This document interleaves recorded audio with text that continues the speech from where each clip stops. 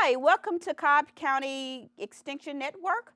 I am Kimberly Taylor. I'm the 4-H agent for Cobb County, and this morning I have with me Miss Sherry Gordon, our 4-H admin assistant, and we are here today to hopefully provide some tools and tips that will help you tap into being your best you.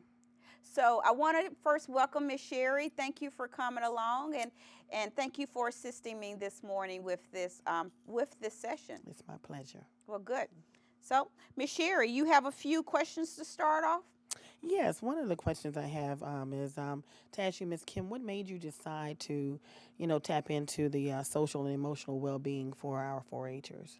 Well, Miss Sherry, for quite some time, we've been working on different issues with Cobb County 4-H, and so every other year, the 4-H agent and all the other agents with Extinction have to adopt an issue, and they address that issue for the next 2 years, and then they go back and revamp, and if they want to continue that issue or modify it, they can. So for the past 10 years, our issue has been focusing on healthy living and healthy lifestyles. So I thought that was passionate to me. I thoroughly enjoyed that issue. But over the past 3 years, I decided to revamp the healthy lifestyle issue and specifically focus on the social and emotional well-being, thus creating a healthy lifestyle for an individual. That is awesome. That Yes. is awesome, and I know it's something that is needed for our youth for today. Um, so it's not a traditional program No, it's that you not. would address with our youth. So, what made you decide to Yeah. to use that program to address our youth for the 4-Hers in Cobb County? Well, I'm so glad you asked that because one of the things I try to do is shift a person's perspective. No, it's not the traditional type of lessons that we would probably implement with our targeted youth grades, fourth all the way up to 12th. But because it was so dear to me and it was so personal to me, not only did I have to address this issue, but I needed to share my story.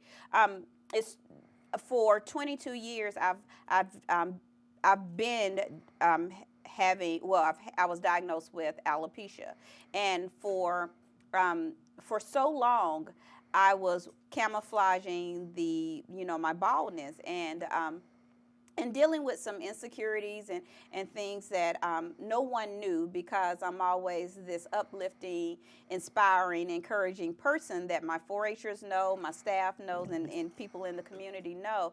But dealing with so many other issues underneath that no one knew. So about 3 years ago, I started jotting some things down and just really reconnecting with myself and ultimately tapping into my best me. I knew I was always an encourager. And I knew that when people wanted some words of wisdom, they would come to me.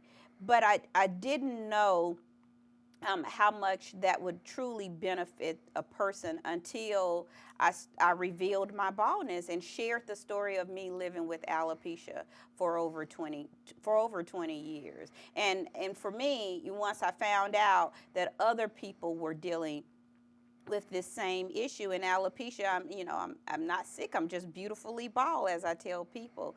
But once I started sharing the story, I found that not only kids were coming to me talking about sharing their moments of insecurities, but they were also, their parents were, and many of my adult friends would come and just say how proud they were of me to just share my story with the public. And I felt like from that point, I knew that I had tapped into my best me, and the best thing that I can continue to do is not only encourage people to just kind of focus on their best them, Yes. but also share with as many people who wanted to not only hear the story about alopecia, but hear that we're all equipped for greatness. We all have it. It's just us tapping into it. So yeah, it's not the traditional 4-H youth development type of programming, but it is. Kids need to hear that. And the kids that we serve in Cobb County through our 4-H youth development program, I believe that they've benefited from our sessions. Yes. Yeah. Yeah. And it's very good. It helps build in so many areas in self-esteem. And I mean, there's so many things. And yes, you are beautifully bald. Well, thank You're you, our ma'am. inspiration. Can you please share a little about your experience in the social and emotional development area? Sure. Well, one of the things I tell the kids, and even I've done programming on this exact topic, your best you, tapping into being your best you. Well, one of the things I first start out with, because you have to want to shift your mindset. So I give them an analogy. Just think about being in the busiest on the busiest street of downtown Atlanta. What would you hear? What would you see? And so once they kind of give me answers to that, then I say, okay, so now let's take our same experience. Let's go up to the top, the highest level of the tallest building, the rooftop of a tallest building in downtown Atlanta. So now what do you see? What do you hear? Okay, so we just moved a little bit. We're still in central downtown Atlanta in that busy area, but now we see things a little bit different. We hear things a little bit different. People look like ants down from up top, and cars are just, they look small, like the little play cars. It's our perspective just shifted. Now we have a new perspective. So I started off, well, I want you to come in ready for a shift in your perspective. We're going to view things differently. And that's what I want everyone to start. When they come into my session, I want to welcome the opportunity for them to view life from a different perspective. So now that you're open to view life from a different perspective, it's time to move on. I share my personal story of how I just really lost connection with who Kim was. I worked so much that I lost the things that I enjoyed doing, like going to art museums and painting and drawing and just being my artistic self. I lost that. I was so caught up in work and caught up with family and doing everything for everybody, but really not doing enough for myself. So over a period of time, I started just kind of reorganizing my life. I started jotting things down, and I journal a lot, and I'll provide some tips of all these things that just kind of helped me tap into my best me. I started journaling. I started reaching out to new groups of people, and just getting out of that box of what had become somewhat of my norm, and just tapping into the authentic Kim that I remember myself being. And then I started sharing my story of living with alopecia and walking around bald and being courageous, because it's not how many women you see bald and they're okay with their outer appearance. But the first thing that I had to do, just adjust some things internally. I had to I knew I was a beautiful person. I knew I was a beautiful person within, and my exterior needed to just simulate my interior. And so it was a process, but I got through it. Yeah.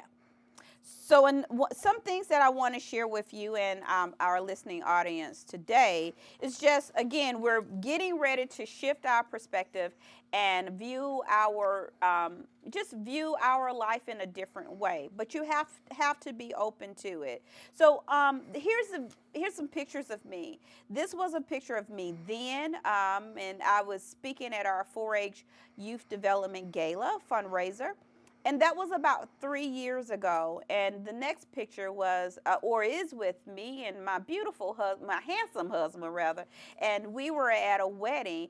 And this is the difference. Of course, the confidence was there all along, but I truly felt free once I took off the wig and just revealed the true me.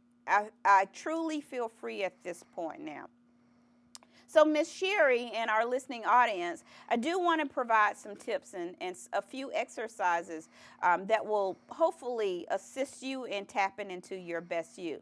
The first tip that I want to share with you all is, and the things that I say, I've experienced. So I think that's why I'm so open about saying it, because everything that I'm going to tell you guys today, I've gone through. One of the questions that I had to ask myself was I ready for change? And that is, it's a simple question, a few words, but it's true and hardcore. Are you ready for change? And for me, I was ready for change, but it's so easy to say, yes, I'm ready for change. But through that process of, are you ready for change? There was a lot of honesty that fell behind that question. I had to really be honest with myself and what I liked in my little world and what I didn't like and how I was going to fix that. So the things that I didn't like, I really had to be honest with myself and address those things. So that was one of those initial questions to just kind of get me to where I am today. So it's very important that you are honest with yourself, and you're going to find some awakening when you ask that question, are you ready for change? The second thing that I had to do was I had to figure out what I wanted my life to look like. I had to go back to those moments that really made my heart smile. I had to get to those points where whenever I'm sipping on a cup of coffee, that makes my heart smile. So I had to get back to that. But because I was so busy and that B word can just, it can be contagious and it can be a bit much sometimes. But because I was so busy, I never really savored the moment of just simply sipping coffee. So I went back to that. Those were great moments for me that I can breathe in that wonderful air and take in the aroma of the coffee that I was drinking, and took time to just be still. So I wanted, and that was important, to just seize those moments. I wanted to get back to recognizing people and really being in tune with people and noticing people. That was important for me. So another thing that I wanted to do, or I had to just kind of get myself to doing it, was think about and evaluate things that came naturally to me. Well, I'm an encourager. I've always been at the profession that I'm in has allowed me to do that, and I'm any child's hype person, and so I had to get back to that. I had to really realize those things that just comes natural to me that were no brainers for me. I had to tap into those things. I love being creative. I had to tap into those creative moments. I love making jewelry. I love drawing. I love painting. Those were some of the things that I really needed to refocus myself on, refocus myself. So those were important to me. And another thing that a lot of times people don't do, because sometimes they may think what others may think about them, but I had to take an informal survey. So I asked really close friends who were true and dear to my heart, as well as family members who I knew they would provide constructive criticism to me. I asked them this simple question: if I were to walk out of this room today, what would you say about me? How would you remember me? And that is profound, because you ask people that question, and you ask people who are going to truly be honest with you. And I ask a few people that, I even ask a few colleagues of mine, that simple question: if I were to walk out of the room today and never return, what would you say about me? And when I got some of the responses back, I was listening to some of them, and they gave me constructive criticism, like, Kim, you don't, you need to relax some. You don't delegate as a colleague too much. I really had to reevaluate some of those things. And Kim, you don't seize the moments. You're always thinking about the next step. I really had to sit back and think, okay, something is wrong with this, because I want to seize the moment. When I'm talking to someone, I want to talk directly to that person and hear and understand everything that they say. So I needed to regroup, refocus, and just from those informal surveys from friends and family, that helped me through this process of tapping into my best me. Another tip that I want to share with you, you have to surround yourself with like-minded people. I had to do that. I mean, I have a bunch of great girlfriends and friends and family that they love Kim, and I love them too. But I had to surround myself with people who liked the things that I like, who knew where I was going and what I wanted to do and the next level I wanted to take, and who sat around and talked about their dreams. I had to surround myself with people like that. So I got a group of girlfriends that are all over, but these four women include, well, four and then five makes me, but these four women I call my accountability partners. And it's a no judge free zone. They don't judge me. So when I come and say something goofy to them or something just kind of off the wall to them, they get it. They understand. If I've done something that's a little bit out of place, they will share with me. They will provide a new perspective for me to view things that I've done or may have said, and it has me going back rethinking those things. And so that's what you have to have. You have to have a group of people that will hold you accountable to being your best you. And I have those people in my life, and I encourage all of you all out there to do that. Get you a few people, and you don't have to have a major entourage. You can have 2 or 3 girlfriends, true friends, or whomever, family members that's really going to give you the truth. Okay, so my accountability partners were amazing, and they are amazing. I can call on them anytime.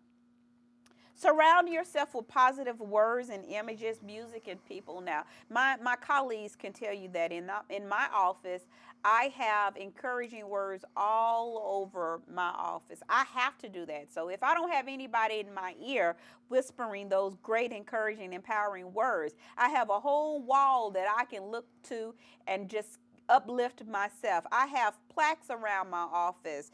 I have quotes all across my wall. I have journals that I keep, and I'm going to mention that in a little bit. But I have to surround myself around positive images, things that I watch. I have to be mindful of what I take into me. And so when it comes, that comes for people, as far as people and words. I have no room for negativity. And I had to finally decide that if I wanted to live this intentional life or this life of tapping into my best me, I really had to exclude some things out of my life. And it's okay. It's okay to do that, because I know that I'm such a better person without having all of those things just kind of cloud your perspective sometimes. So surrounding yourself by positive images, words, those are so important. Those tips are so important for, I have sticky notes in my car. I have, you open up anything in a journal that I have, you're going to find encouraging words all around. So another tip that I have is just getting out of a box. And so for a period of time, I created my box. I created my box of what I thought I should be, how I should look, what I should say. And once I realized I don't have to be boxed in, my life was not designed for me to be boxed in or anyone else to be boxed in, then my things started shifting. So I knew that in addition to me working with young people, I was great at that, but I knew that even adults reached out to me for advice. Once I revealed that I did have alopecia and my new look for the general public, just a whole new world started opening up for me, and I found myself encouraging not only young people but adults as well. So I accepted that opportunity and that challenge, and I went forward with it. So that was my getting out of the box. So now I go around not only talking to young people about tapping into their best you, I talk about that to adults just as well. Because everyone, no matter what age you are, you need to hear that. You need to hear that you're equipped. No, you're equipped with whatever you need to get the job done. You already have it within you. So it's all about just kind of polishing it up, fine tuning it up, and revealing it to the public. And when I started sharing my story with others, it was a whole new world, that out of box world that where it took me to. So getting out of the box was so important to me, and I'm sure it could be beneficial to others. And another thing, my mother used to always say this when I was as younger, growing up. You just need to do good by people, and I know that is just grammatically wrong and in every other way, but do good by people. And I guess that's a Mississippi saying or so, but do good by people. And now I remember, now I know exactly what she's talking about. So when she said that when I was younger, I knew it then, but I truly appreciate just doing good by people now. Being able to, just be good, just nice, kind, cordial, polite. Because you never know the person that you're just saying, hi, how are you doing this morning? You never know, asking them that, how this person can be instrumental in your life in the future. So that's my ultimate goal. When I leave, whenever I walk out of a room and never return, I would want someone to say, well, Kim Taylor was great to people. She was really nice. She stood for what she stood for. She was passionate about helping others, and she was kind and resourceful. Those are words and those are descriptions that I want to be known for. And one of the last things that I want to share with you all was just be yourself. Be who you were designed to be on the skin you're in. Once I realized that I'm fine just the way that I am, with or without hair, because I know my heart. So, and other people knew my heart. Once I realized that I was okay with that, and I understood that, and I understood that there was something else for me to do, I'm fine, so fine with that. So when people approach me and they look, or they ask questions, I always tell them I'm not sick, I'm just beautifully bald. And that's just to break the ice, because I'm so okay with who I am, and I just want them to be okay with who I am. So be yourself, be okay. One of the things that I remember someone told me, Miss Kim, you just walk with so much confidence. Well, the first thing I told them was, if I'm not confident in myself, then why should I expect others to be confident in me? So I want you to take a moment to look at this image of this cat that's walking in front of all of these dogs, and these dogs are attentive. They're positioned to where they're ready for anything. But this cat just walks across, the path of these dogs with so much confidence. And I encourage you, as well as my 4-Hers, to do the same. Whenever you walk into a room, lift your head up, look people in the eye and greet them. And my 4-Hers know, whenever they walk into the room, I want them to look at me just as I'm going to look at them and talk to me. And another thing that I not only practice, but I encourage others to practice your greatness. So now that I truly know why I'm here, what I'm here to do, I practice that. That's why I'm doing this TV 23 segment, because I want everyone to know that everyone is equipped with greatness. It's a matter of tapping into it and showcasing it to the world. Okay. And the last but not least, I share this with everybody. Once I finish this tapping into your best you segment, I give a few encouraging words to people, but I also share some words, that encouraging words with others, so that kind of will keep them focused. So one of the quotes that I give them is this one, and I love this because it speaks to everyone. It says, "You have something to offer that no one else can. Nobody has your exact personality or your gifts. You are more than average. You are one of a kind. Now go and be that beautiful person that no one else can be." And I end my presentations with that. And I think that is so powerful. You have everything that you need to be great. You have it, you're already equipped. You have it within. So now go and be that one-of-a-kind person. Go and practice greatness.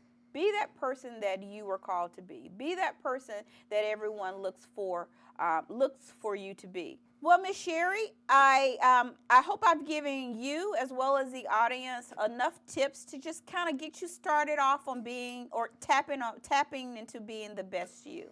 Yes, you have, and thank you so much for having me. It was my pleasure. Well, thank you, Miss Sherry. Hopefully you will use the tips that I've provided for you. If you would like additional information about this program, The Best You, Tapping into Being the Best You by myself, Cobb County 4-H agent Kimberly Taylor, or any type of programs we have offered at the Cobb County Cooperative Extension Office, feel free to contact our office at 770-528-4070, or you can always check our website at www.cobbextension.com. Thank you for joining us on the Extension Network, and we look forward to seeing you next time.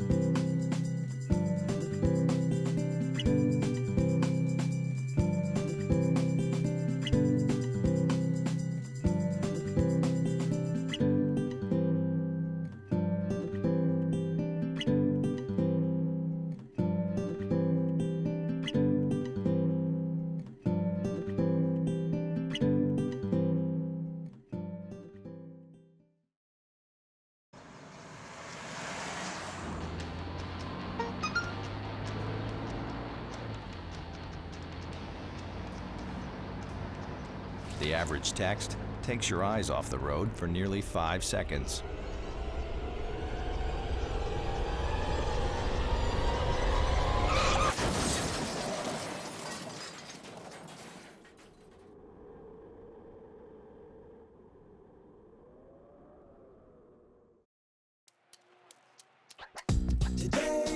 Yeah. Salad on Saturday, fruit on Friday, throw a ball Thursday. Water Wednesday, touch your toes Tuesday. Let's move Monday, swap us next Sunday. 60 minutes of physical activity a day and eating well can help get your child healthy. So keep them active and eating well every day. Get ideas, get involved, get going at letsmove.gov. That's letsmove.gov. You were supposed to make a right, but you made a left. And it's okay, you found your way. On a personal note, as I was counseling the two of you. If you drive buzzed, it could cost you around $10,000. You'll face major legal fees, major fines, and steep insurance penalties. You could lose everything. Nothing kills a buzz like getting pulled over for buzz driving, because buzz driving is drunk driving.